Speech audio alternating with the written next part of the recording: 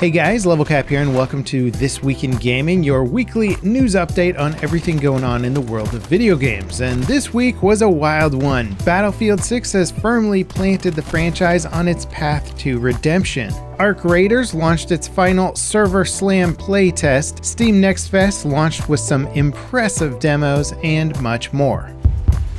Battlefield 6 is the most successful launch in the franchise's history, selling over 7 million units in its first 3 days. In that time, over 172 million matches were played, and the game hit a peak concurrent player count on Steam of 747,000 players. That is an astronomical increase over Battlefield 2042's record of 107,000. And this only represents a fraction of the broader player base across all platforms. It also doesn't even factor in EA app players, so the PC player count is probably much higher than we even have that data for. As for how the game's first week has gone, it's been generally very positive. There's of course some notable bugs, exploits, and balance problems, but DICE have been quick to address many of these issues already. Some hit registration and weapon bloom bugs were caught by the devs with server-side fixes. The grind to earn XP has been a bit of a point of contention for the player base, and today DICE rolled out several key changes. The XP gained from match completion and the daily bonuses are being increased by 10 and 40% respectively.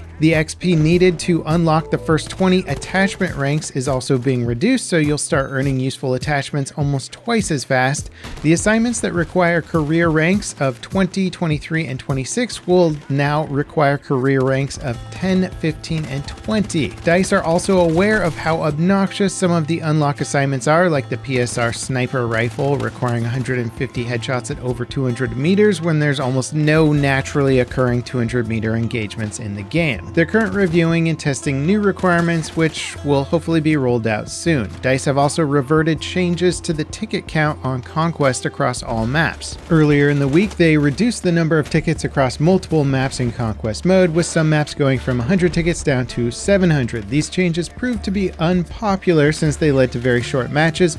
DICE restored the launch ticket count for all maps and is currently looking at data and feedback for future adjustments. Finally, DICE says that they're implementing some adjustments to cut down on Portal XP farming servers. While Battlefield 6's Portal editor is insanely powerful and it has already enabled players to create some crazy stuff, actually finding those interesting custom servers is extremely difficult thanks to the plethora of XP farming servers that just gum up the works. It's so bad that players are frequently running into global server limits and can't make their own servers. Hopefully the changes DICE are making help cut down on XP farms so the actual cool stuff being made with Portal doesn't get overshadowed. Also, if you're looking for a comprehensive review of Battlefield 6, stay tuned to the end of this video for my launch review of the game. I had a lot to say about the game and went really deep with just about every major feature in there. I think it's worth checking out if you still haven't bought the game and you're thinking about it.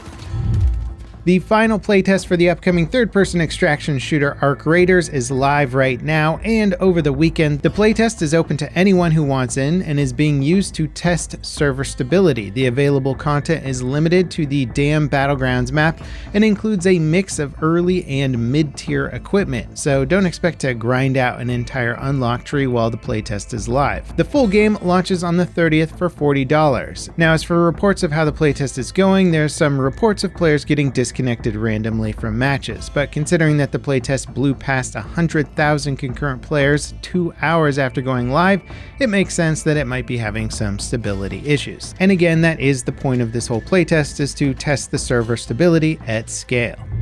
Now, if you were wondering just how well the Nintendo Switch 2 was selling, Nintendo reportedly asked its manufacturing partners to ramp up capacity to 25 million units by the end of March next year. That indicates that the console is setting a record first-year sales figure for Nintendo, which, well, they made the Wii, so you can imagine just how insane those records must be. Analysts predicted Nintendo would sell around 18 million units by March. With them increasing manufacturing like this, new projections projections forecast at least 20 million units sold on the same timeline. This is also good news for holiday shoppers hoping to secure a Switch 2. Tech products in general have been subject to staggering price increases this year, thanks in part to US tariffs, so availability has been problematic, assuming what you're shopping for is even still in your price range. Xbox stock has reportedly been slashed or even cut entirely at some retailers following major price increases from the Series X and S consoles this year. So far, the Switch 2 hasn't seen any price increases, though its original MSRP was likely decided on with tariffs in mind.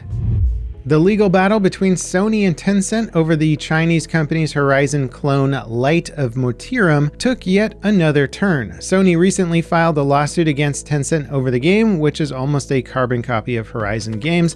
Tencent have stood their ground despite the obvious similarities and the fact that the game started development as a pitch to officially license the Horizon IP. This week, Sony argued against Tencent's motion to dismiss the lawsuit. They say the copying was so egregious that numerous journalists and Horizon fans called Light of Motirum a major Horizon ripoff.